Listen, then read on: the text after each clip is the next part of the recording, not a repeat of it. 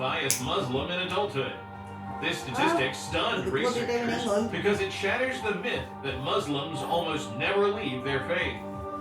And across the Islamic world, the trend is even more striking. On Reddit, a community called r/ex-Muslim now has about 200,000 members openly sharing stories of why and how they left Islam. In Saudi Arabia, perhaps the most religiously conservative nation, surveys in recent years suggest that up to 1 in 4 young Saudis privately identify as non-religious. Yes, 25%. In a country where publicly declaring atheism is equated with terrorism and could land you in prison. Terrorism. In Iran, after decades of theocratic rule, only 32% of people now identify as Shia Muslim, according to a large 2020 survey. The government's claim that 99.5% of Iranians are Muslim is a blatant fiction.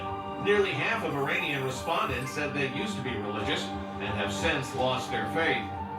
Across the Middle East and Iran, almost half the population is loosening their ties to Islam. Something that would have sounded crazy a generation ago. What's driving this? In a word, information.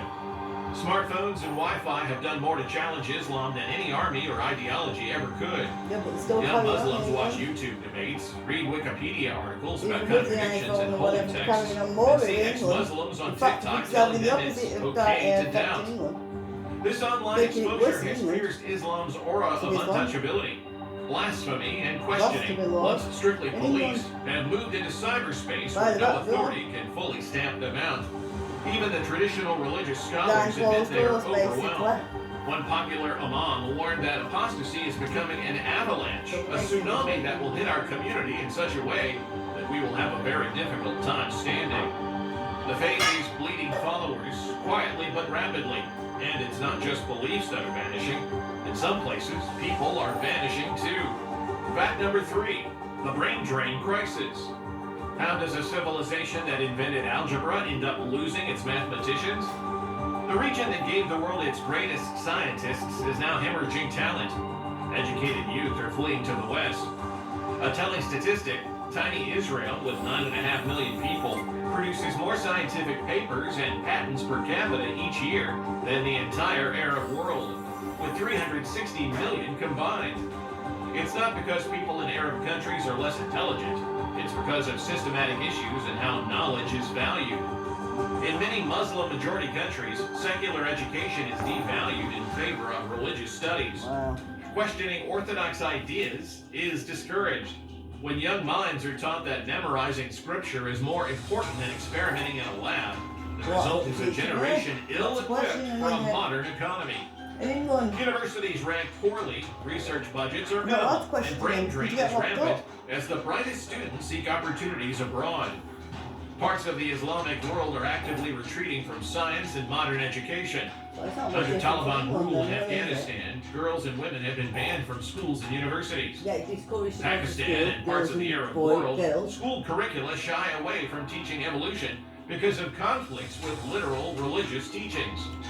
Popular preachers denounce scientific ideas as Western heresy, leaving a generation poorly prepared for the 21st century.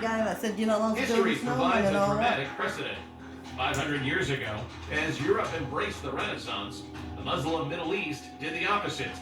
The Ottoman Empire famously banned the printing press in Arabic for over 2 centuries. While books and new ideas spread like wildfire in Europe, the sultans outlawed printed Arabic texts on pain of death, fearing that mass-produced knowledge would undermine their authority. By the time the ban was lifted, the Islamic world had fallen generations behind. This rejection of crucial technology sounds too foolish to be true, but it's a well-documented fact, and it set the stage for a broader pattern of resistance to change. And while the smartest minds are leaving, those who remain are facing a different crisis, one of addiction and despair. Fact number 4, the drug epidemic no one talks about.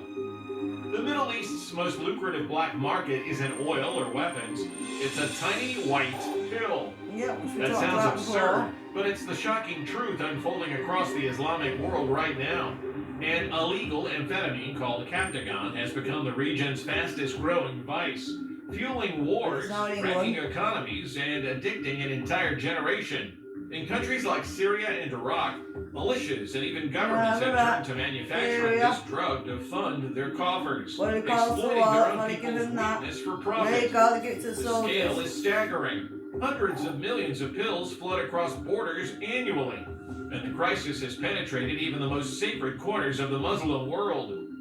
Take Saudi Arabia, the guardian of Islam's holiest sites. By 2023, the kingdom had earned the grim title of the world's #1 consumer of Captagon pills. This is a country with some of the strictest drug laws on the planet. Yet its youth are in the throes of an amphetamine epidemic. About 40% of Saudi drug users aged 12 to 22 are hooked on Captagon. Nearly half of young drug users in a nation that bans even alcohol are secretly dropping stimulant pills at parties, in university dorms, on construction sites, anywhere they can get a fix. The drug gives them energy and escape, but at a horrific cost. Families are being torn apart as sons and daughters spiral into addiction, hiding their habit in societies where admitting a drug problem is taboo. Hospitals report violent mood swings and hallucinations in Captagon addicts, many of whom land in emergency rooms after days without sleep.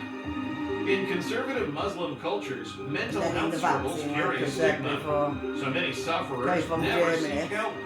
The result is a silent public health disaster eating away at the region's social fabric. Why is this happening? War and chaos open the floodgates. In Syria, dictator Bashar al-Assad turned his embattled regime into a drug state, turning out billions of Captagon pills in secret factories to fund his war machine. By 2023, Syria was producing 80% of the world's Captagon. Assad even weaponized addiction as blackmail by deliberately flooding neighboring Arab countries with drugs.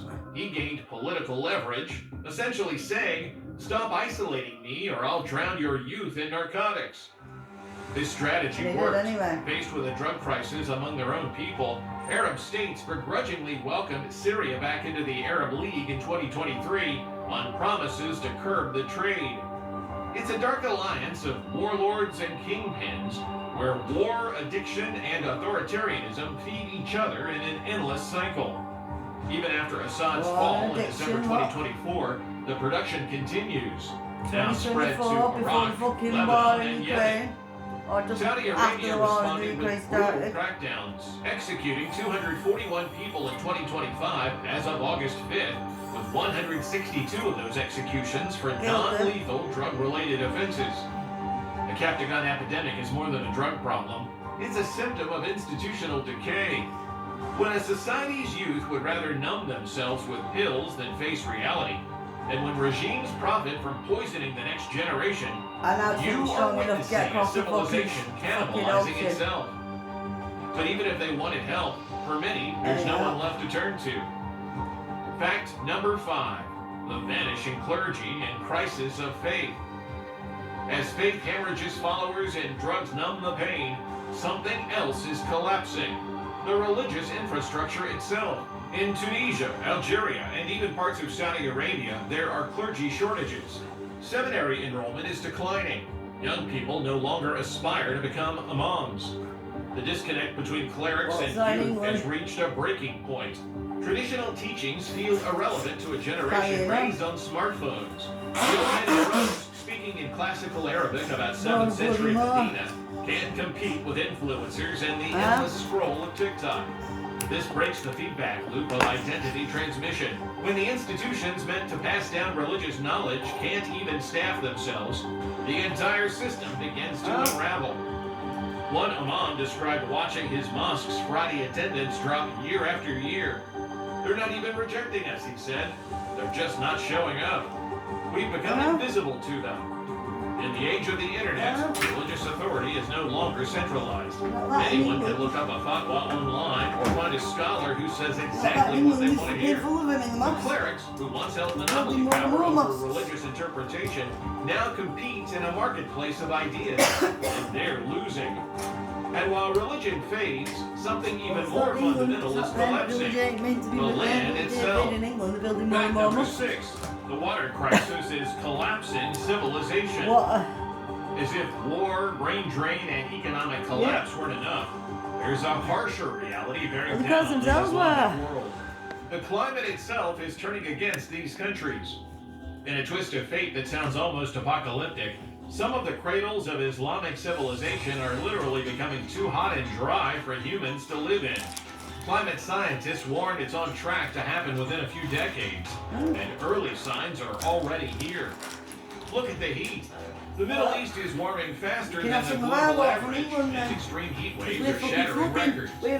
By 2070, large parts of the Middle East and North Africa could become functionally uninhabitable, with regular summer temperatures exceeding 55 degrees Celsius for days or weeks at a time. You know, from all these floods, That's not clean it feels-like and send it temperature. there, That's actual and then they air can send us some temperature. fucking oil. For context, Kuwait hit 54 degrees Celsius in 2016, and parts of Iran hit 53 degrees in recent summers.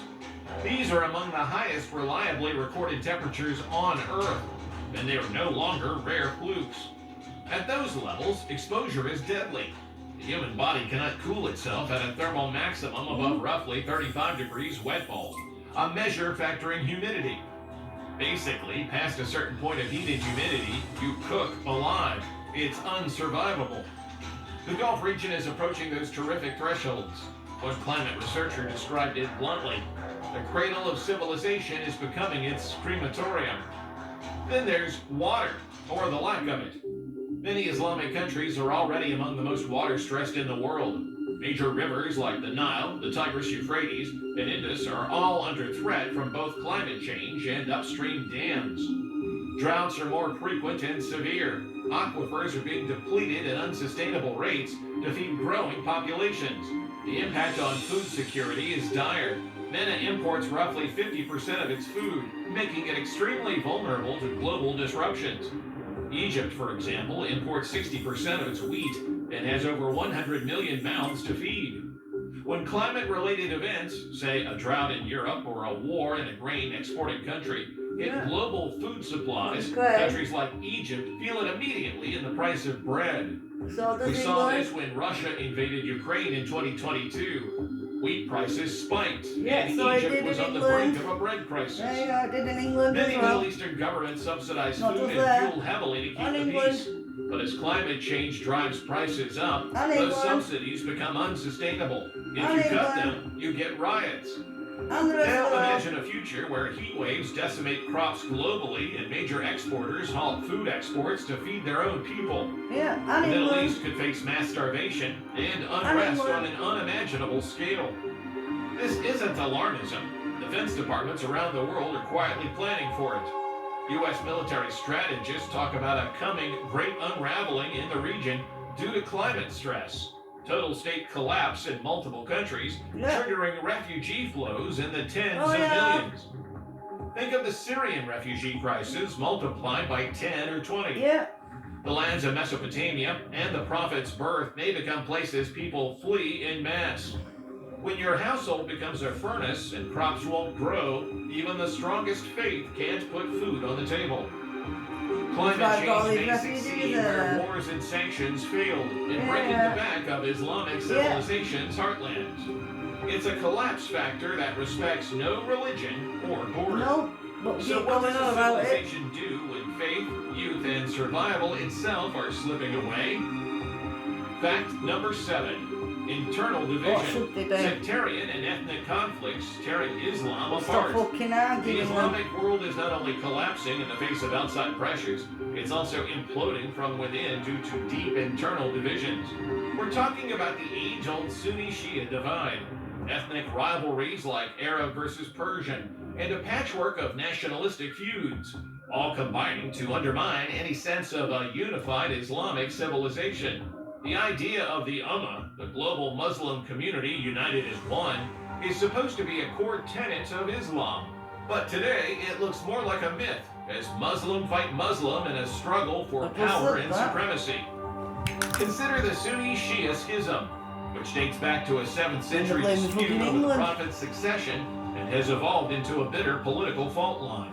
In the modern Middle East, that divide is personified by Saudi Arabia versus Iran. Saudi as the leading Sunni Arab power, and Iran as the leading Shia Persian power. The rivalry between these two states has become a cold and sometimes hot war that engulfs other nations. Yeah, and we have to suffer. Iran's regime portrays itself as the champion of Shia Islam against Sunni dominance, and it has methodically extended its influence by building a Shia crescent of allies and proxies across the region. Iran funds and arms Hezbollah in Lebanon, sustains Shia militias in Iraq, supports the Alawite-led Assad regime in Syria, and backs the Houthi rebels in Yemen, all as part of an effort to project Shiite power and encircle the Sunni states.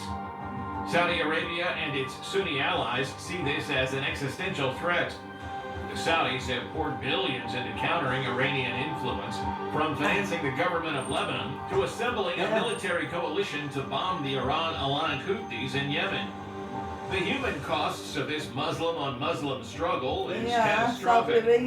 Proxy wars have turned once stable countries into ruins. Yemen, Syria, Iraq, and Libya have all been battlegrounds where Muslim factions, often backed by Riyadh or Tehran, wage war against each other. The Syrian civil war with Iran and Hezbollah fighting to save Assad and Sunni states backing rebel groups killed over 500,000 people and displaced over 12 million. The war in Yemen, essentially a Saudi-Iran showdown, has killed hundreds of thousands through violence and famine. It's gotten so absurd that one analyst described the scene as watching two drowning men fight over who gets to sink first. Both the Iranian-led bloc and the Saudi-led bloc are plagued by economic and political crises at home. Yet, they're locked in this lethal embrace abroad. Beyond the sectarian angle, there are ethnic and national divisions eating away at cohesion. Arab versus Persian is one major fault line, with Turks also charting their own course. The Arab states often can't unite on anything for long. They squabble among themselves. There's also the Kurdish question, with large Kurdish minorities in Iraq, Syria, Turkey, and Iran seeking autonomy or independence, causing rifts and insurgencies. In Africa, you have largely Muslim countries warring with each other or within themselves. Even within Sunni Islam, ideological splits fracture any sense of unity. The net effect is that the Muslim world is politically atomized. Instead of a single civilization confidently facing the future, you have fragments busy fighting each other. As one Syrian refugee bitterly observed, the Saudis and Iranians destroyed my country fighting over whose version of Islam is correct. My generation doesn't believe in either version. We just want to live. That sentiment is widespread. Ordinary people caught in the crossfire of sectarian and ethnic conflicts have lost faith in the ideologies fueling them. But we've got Nearly every major war involving Muslim countries today is Muslim versus Muslim. Sunni militias battling Shia militias. Arabs fighting Persians. Militants killing moderates. The House of Islam, to use a metaphor, is a house divided against itself. And as the saying goes, a house divided cannot stand. So here's what we're looking at. We've examined 7 staggering realities, from Western culture flooding sacred ground to millions abandoning the faith, from the brightest minds fleeing to drugs numbing the desperate, from clergy losing their flock to lands becoming uninhabitable, from internal wars tearing communities apart. Each of these facts, as implausible as they might sound, is backed by real data. Together they paint a picture of a once mighty civilization in accelerating collapse. This isn't gleeful prophecy, but sober observation of trends largely reported by Muslims themselves. Journalists, scholars, activists, and ordinary citizens who see what's happening. Yet with all collapse comes the possibility of rebirth. History is full of civilizations that fell and later reinvented themselves. The Islamic world's future is not written in stone. But ignoring these 7 facts, dismissing them as fake news or anti-Islam propaganda, would be a grave mistake. They are 100% real, and they demand the world's attention. Muslim and non-Muslim alike. Only by confronting these harsh truths can the Muslim world hope to chart a new course that averts the worst and salvages the best of a 1,400-year-old civilization. What happens when the religion meant to hold a civilization together can't even hold its own people? Is this the end of Islamic civilization as we know it, or the painful birth of something new? The hour is late, and the stakes could not be higher. Which fact shocked you the most? Let us know in the comments below. And don't forget to subscribe for more geopolitical deep dives from Fall of Nations. Well, I've got... They're not preparing for collapse anymore. They're managing it. Right now, as you're watching this, Saudi Arabia is bulldozing Islamic monuments to build casinos. Egypt can't afford bread. And Yemen? Yemen doesn't even exist as a functioning state anymore. This isn't about some distant future crisis. The Islamic Middle East is collapsing today. And what's happening is so much worse than anyone predicted. Because this isn't just regime change or economic decline. This is the end of an entire civilization. The same civilization that gave us algebra, preserved Greek philosophy, and ruled from Spain to India. Gone in our lifetime. And before you think this is hyperbole, let us show you something that will change how you see every headline coming out of the region. Saudi Arabia just did something unthinkable. In 2019, they held a rave in the desert with dancers wearing tight-fitting clothing and electronic music pounding until dawn. This wasn't in Dubai or some liberal enclave. This was in Saudi Arabia, the birthplace of Islam, home of Mecca and Medina. But that's not even the shocking part. The shocking part is that Crown Prince Mohammed bin Salman personally approved it. The same government that used to execute people for witchcraft is now hosting WWE wrestling matches. They've lifted the 35-year ban on cinemas. They're building a $500 billion city called Neom that looks like something out of Blade Runner, complete with robot workers and flying taxis. And here's what nobody's talking about. This isn't modernization, it's desperation. Saudi Arabia knows something we don't want to admit. Their civilization, the Islamic civilization that defined the Middle East for 1,400 years, is dying. And they're not trying to save it anymore. They're trying to replace it. Look at the numbers. Youth unemployment in MENA, Middle East and North Africa, hit 24.4% in 2023, nearly double the global average. But for young women, it's 35.4%. These are millions of educated young Arabs who studied engineering, medicine, computer science, and can't find work. So what do? They leave or they give up. There's a phrase young Saudis use now. We're the last generation. The last to pray 5 times a day. The last to believe the old stories. The last to think their country has a future that looks anything like its past. Take Ahmed, a 28-year-old engineer we found posting on Reddit. His grandfather built mosques. His father worked for Saudi Aramco. Ahmed? He's learning to code smart contracts for crypto casinos that will operate in Neom. My grandfather would call this harem, he wrote. But harem doesn't pay the bills anymore. The UAE went even further. Dubai, once so conservative that couples couldn't hold hands in public, now hosts pool parties where Instagram models fly in from Los Angeles. Alcohol flows freely.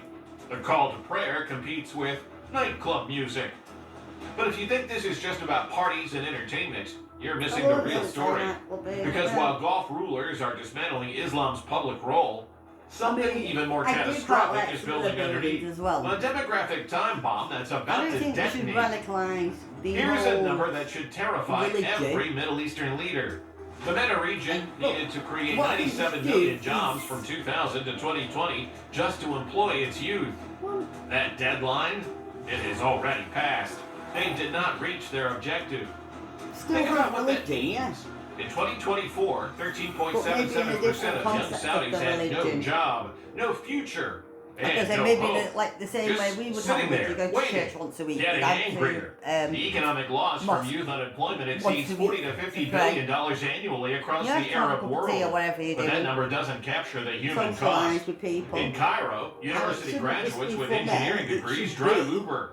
In Amman, doctors sell vegetables. In Tunis, lawyers work as waiters. These aren't temporary gigs. This is their life now. One Egyptian mother told Al Jazeera, "I sold my gold to pay for my son's education.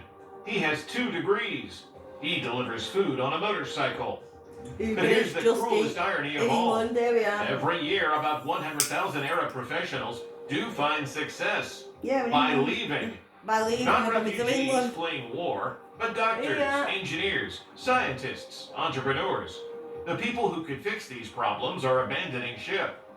Well, Dr. that's what Leila I'm saying, and Hassan then they come was to England and Egypt's get top fucked up. cardiac Well, some of surgeon. them might get Now some she get operates cancer in England. Berlin. But what I've been Cairo, saying I is we're performed taking heart them away surgery by from them. candlelight during power cuts. She Yeah, told but they us. keep telling The us hospital that hadn't paid me in doctors 6 and months. engineers are My coming in patient's England. family had to buy the surgical supplies on the black market. So what's I'm the point of Egyptian. taking the I love engineers and the Egypt, doctors but I away can't save from lives another there. place that needs their own engineers Mohammed, and a their own software doctors? engineer from You Jordan, look. now works for Google in California. See, but My startup in Amman was shut down because I didn't bribe the right official. yeah, but if you said it in My your own code country, you that could could have have built employed that 50 bit without them. Jordanians now makes money for Silicon Valley. Yeah. This is happening Yeah. thousands of times every year.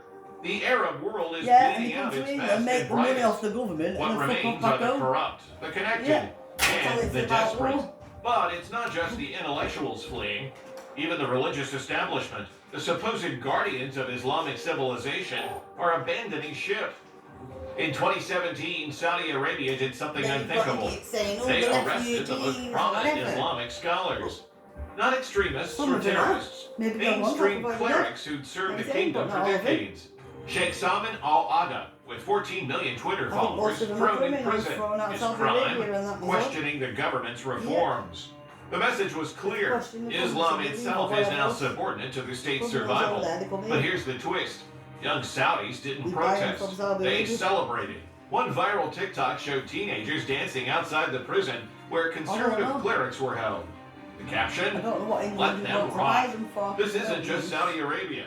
Across the region, mosques are emptying. A leaked survey from Egypt's Ministry of Religious Endowments showed mosque attendance dropped 40% among under 30s since 2015. In Iran, government data accidentally revealed that only 3% of young people regularly attend Friday prayers. The Grand Mufti of Egypt admitted something shocking last year. We're losing an entire generation to atheism and apathy. Think about what that means. For 1400 years, Islam wasn't just a religion in the Middle East, it was the operating system. Law, education, social structure, daily rhythm. Everything ran on Islamic software. Now that software is being deleted, and there's nothing to replace it. One young Tunisian put it perfectly. My parents had Islam. My grandparents had Arab nationalism. We have Instagram. The math is brutal. The Middle East population exploded from 30 million in 1800 to over 500 million today. That's a 16-fold increase. The fastest population growth in human history. But it was all fake, propped up by oil money, by food imports, by a global system that's now falling apart. Remember the Arab Spring? That was just the preview. Those protests erupted when youth unemployment hit 25%. Now it's worse. And this time, governments don't have oil money to buy peace. Nope. Because here's what's really happening. The oil is running out. Not literally. There's still oil in the ground. But the oil that matters, the cheap, easy oil that funded this whole civilization, that's gone. Saudi Arabia's break-even oil price, the price they need to balance their budget, is now $86 per barrel. Every dollar below that, they bleed money. And with electric vehicles, renewable energy, and global recession, oil might never see those prices again. Which brings us to the resource that's about to trigger the real collapse. And it's not what you think. Forget oil. Water is what's going to end the Islamic Middle East. By 2025, that's this year, Egypt will hit what scientists call absolute water scarcity, below 500 cubic meters per person per year.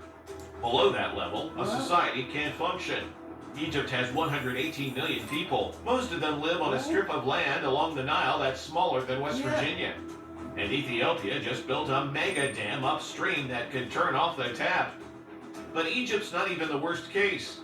Yemen has already collapsed. So they pumped their 3,000-year-old aquifers dry, growing drought, a narcotic plant that uses 30 to 40% of their water. Now, Sana'a, their capital, could be the first major city in modern history to run completely out of water.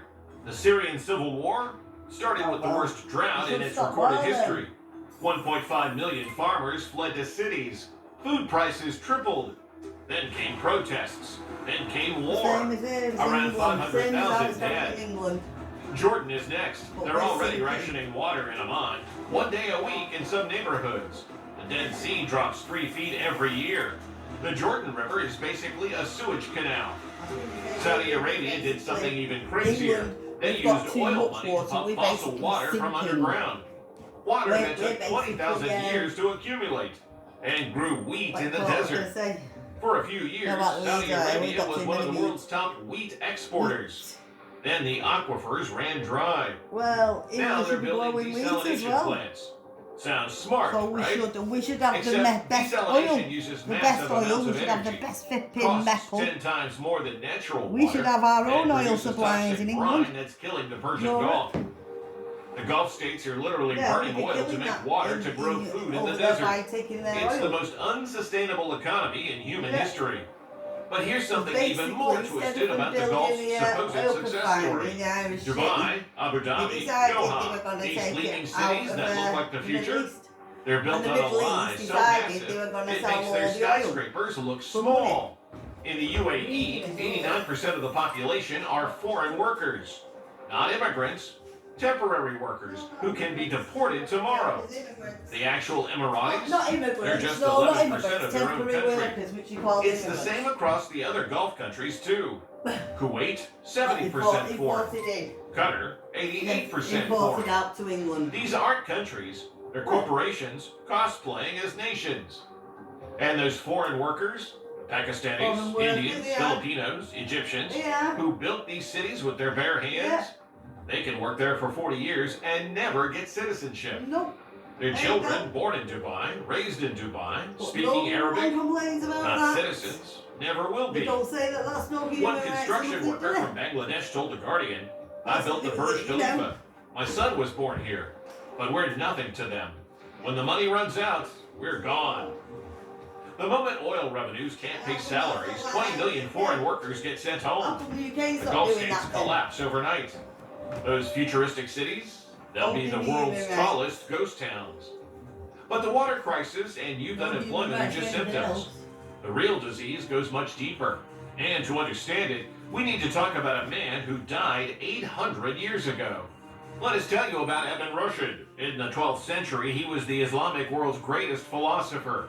He argued that reason and religion could coexist, that Muslims should study Greek philosophy, embrace science, pursue knowledge, wherever it might lead. The religious authorities destroyed him. They burned his books, exiled him from Cordoba, declared his ideas heretical. But his ideas helped spark the And European that's why some Renaissance. people burn the book. The Islamic world never recovered. Oh, yeah. That was 800 years ago. And it set the pattern that's killing Islamic civilization today. When faced with new ideas, they choose dogma. Well, When offered actually, change, probably they choose Father. tradition. When confronted with failure, they blame everyone but themselves. Look at That's the Nobel over 1,000 Prizes. years, if The entire Muslim world, Maybe- more than yeah, I'm thinking about 1.9 the same billion time, people, has won exactly 3 Nobel Prizes in science. Ever. Israel, with 9 million people, has won 12. The Arab world translates fewer books into Arabic each year than Greece translates into Greek. Greece has around 10 million people. The Arab world has 450 million. Egypt's Al-Azhar University, once the Harvard of the Islamic world, now ranks below 1,000th globally. Is it? Saudi universities, despite unlimited money, they're academic ghost towns where professors fear teaching evolution. This isn't about intelligence. Arab students who studied abroad excel. It's about a civilization that stopped asking questions. Because you weren't allowed The to ask the cultural questions. death is Same even in more England, pathetic that's when what's you look at looking. what the Arab world You produces let get today. locked up. Egypt used to be the Hollywood of the Arab world, producing films that make people laugh, cry, think. Now, they churn out religious soap operas and propaganda. The last great Arabic novel that anyone outside the region read? Cities of Salt, written in 1984. The author, Abdul Rahman Munif, was banned from Saudi Arabia for writing it. Music? The same wedding songs recycled for decades. Art, calligraphy, and geometric patterns. Nothing that might offend or provoke thought. Theater? Dead. Philosophy? Forbidden. Even their language is dying. Young Arabs text in Arabizi, Arabic words written in Latin letters with numbers replacing Arabic sounds. They're literally abandoning their own alphabet. A professor at Cairo University told us, My students can't write a paragraph in classical Arabic. They think in English, dream in English, create in English. Arabic is becoming a dead language for anything except prayer. When a civilization stops creating, it's already dead. It just hasn't fallen over yet. Ali Alawi, Iraq's former finance minister, argues that Islamic civilization, as a living, vital entity, is losing whatever elan it had, and that the creative spark that once lit up the Muslim world has gone out. He warns that what we're seeing, the protests, the extremism, the desperate reforms, isn't Islamic revival. It's the final act of the end of a civilization. He's not some Western critic. He's a Muslim scholar watching his own civilization die. And nowhere is that death more visible than in Lebanon, a country that was supposed to be different. The Switzerland of the Middle East, they called it. Educated, cosmopolitan, Christian, and Muslim living in harmony. French restaurants and beach clubs, the only democracy in the Arab world. Look at it now. The currency lost 95% of its value. Banks stole people's life savings. The government can only provide a few hours of electricity a day. Food inflation hit 139% in 2023. That's the same as England. Middle-class families dig through garbage for food. That'd be the same A as Lebanese England. doctor told the Financial Well, Times, not middle-class we went families, from but first tramps. world to failed state Yeah, in we're the 18 same months. England. But That'd Lebanon be the was same just the too in beginning. England. The dominoes are falling faster now. Yeah. Tunisia, the Arab Spring's It's not only just the Arab success world, that's story, England is too. bankrupt. Their Well, president bankruptcy. dissolved parliament and is ruling by Is the way they're decree. going? Jordan survives on foreign aid.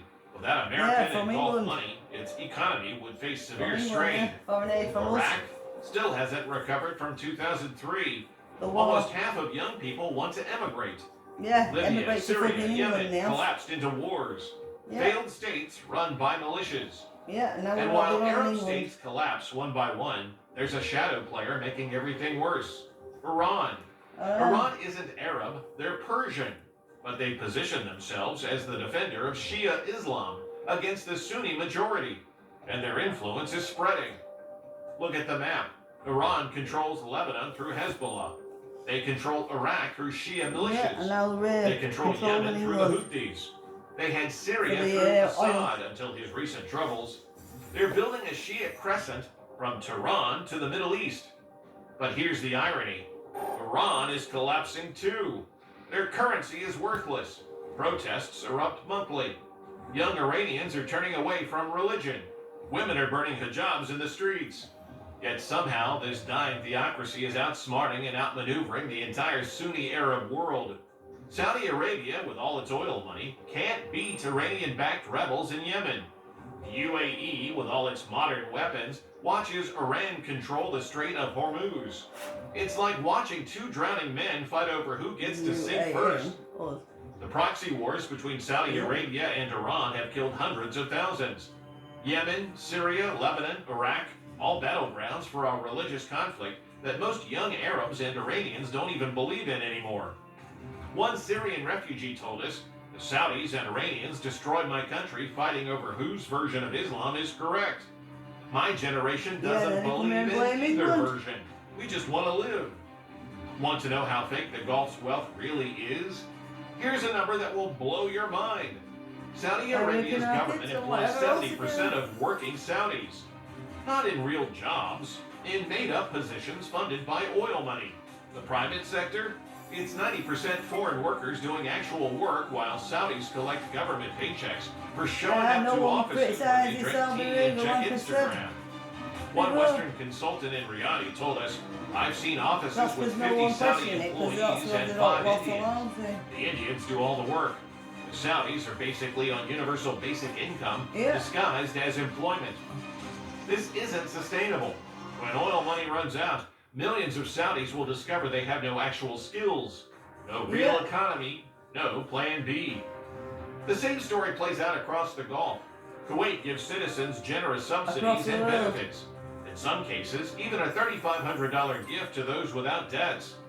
The UAE gives citizens free land, free healthcare, free education, interest-free loans they never have to repay. It's not a country, it's a welfare scheme with a flag. And then there's Egypt. If Egypt falls, everything falls.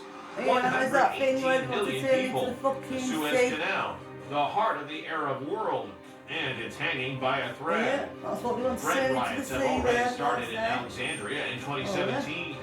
The army is stockpiling wheat. The pound keeps falling, and the Ethiopian dam could trigger a war that makes Syria look peaceful. Let's talk about something nobody wants to discuss. Food. The Middle East imports 50% of its food. Egypt alone imports 60% of its wheat. When Russia invaded Ukraine, the world's breadbasket, wheat prices exploded. In Egypt, bread is so crucial they call it aish, literally life. The government subsidizes it so heavily that Egyptians sometimes use bread as animal feed because it's cheaper than actual animal feed. It's insane economics that can't last. But when governments try to cut subsidies, people revolt. Jordan tried in 1996, riots. Egypt tried in 1977, riots. Lebanon can't afford subsidies anymore. Now families spend up to 70% of their income on food. Here's what keeps agricultural experts awake.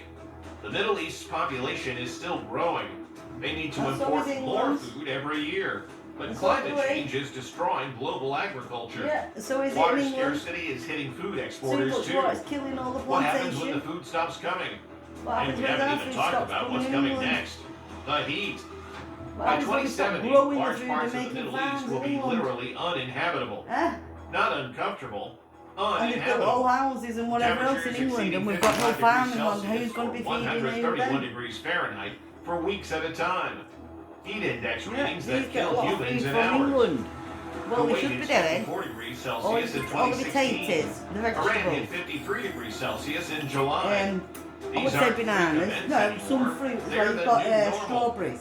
Air conditioning? I'd That say requires grapes is going to be grapes. Electricity requires Olive oil, which olive they're and running out of, olives and or that come solar from all the panels, European countries which there, don't work France, well when Spain and that. sandstorms, You also get apples, increasing, pears, coat them in dust. The strawberries, Arabian Gulf, the body of onions, water, not the region, onions is that already would hitting want above food. 35 degrees Celsius in Mushrooms. summer. That's bad water potatoes, temperature. mostly for your winter Marine life veg, is dying. Coral beetroot. reefs are bleaching. The fish that fed civilizations And for we've got our millennia own are fish and disappearing. fucking sea as well. Climate scientists have a term for In what's England. happening. Thermal maximum. We've It got means the wrapped human around body the sea, physically haven't we? cannot cool itself. And we Even in also have shade, the even Scots, the with Southern water, Irish Sea, you simply die. The going from cradle of Ireland to civilization bloody is becoming its America. crematorium.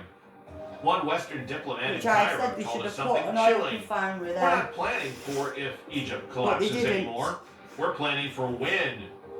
But here's what makes all of this different from other regional crises. Because they This got isn't enough just on political wrong instability or economic after the recession. war as usual. This is something historians have a specific term for. Civilizational collapse. Yeah. It's not Is it invasion or conquest. What's It's when a happening in society's England? internal England's systems, looking a bit like that now, economic, isn't it? political, cultural, spiritual, all fail simultaneously. The Bronze Age collapse, the fall of Rome, the Maya civilization. The signs are already the same. Elites extracting wealth while systems decay. Youth losing faith in their culture.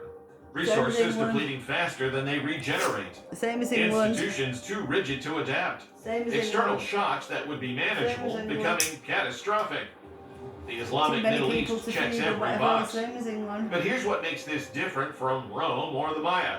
This isn't happening in the age of nuclear weapons, mass migration, or global integration. When Rome fell, Europe went dark for centuries. Picture 100 million climate refugees moving north into Europe. Yeah. Terror groups with access to Pakistan's nuclear arsenal. That's what I've just The said. Suez Canal, where 12% of global trade flows, controlled by warlords. Oil infrastructure destroyed in civil wars, sending energy prices to $300 per barrel. That's not a worst-case scenario. That's the trajectory we're on. Peter Zayon, the geopolitical analyst, doesn't mince words. The Middle East is so dependent upon globalization, any disruptions to the global system could turn catastrophic. He predicts mass starvation within the decade. The U.S. military is already planning for it. They call it the Great Unraveling. Classified simulations show total state collapse across the region by 2035. Mass migration that makes 2015 look like nothing. Resource wars that pull in every major power. So what happens when a civilization dies? First, Denial. That's where we are now. Yeah. Leaders pretending reforms will work. Citizens hoping things will improve. The West assuming someone else will handle it. Then comes anger. We saw glimpses in the Arab Spring, but that was when people like still had London Bridge hope. now. The next wave won't be protests. It'll be revolution, civil war, sectarian slaughter. Same as there. Then bargaining. Strong men promising salvation. Religious extremists offering martyrdom. Foreign Same as powers carving up territories. Then depression. The educated flee. The young give up. Society retreats into tribes, sects, families. The center collapses. Finally, acceptance. But not the kind that leads to peace. The kind that leads to a dark age. We're watching this happen in real time. And the scariest part? Well, some of Many that's Muslims happening in know what's England happening. and some is They see carrying their on. civilization dying. They just can't stop it. A young Syrian refugee in Berlin told us, "We're the last generation of Arabs who will remember what our civilization was. Our children will be Germans, Americans, Canadians, or they'll be dead." We'll be dead. He's probably right. The Islamic Middle East, as we know it, the nation states, the oil kingdoms, the ancient cities, the cultural continuity stretching back to the Prophet, it's ending. Not in some distant future. Now, in our lifetime. What replaces it won't be democracy or modernization. It'll be chaos, warlords, famine, a new dark age in the cradle of civilization. Unless the impossible happens. Unless new leaders emerge who can somehow thread the needle between tradition and modernity. Unless technology provides miracles, fusion energy, atmospheric water harvesting, artificial intelligence that solves governance.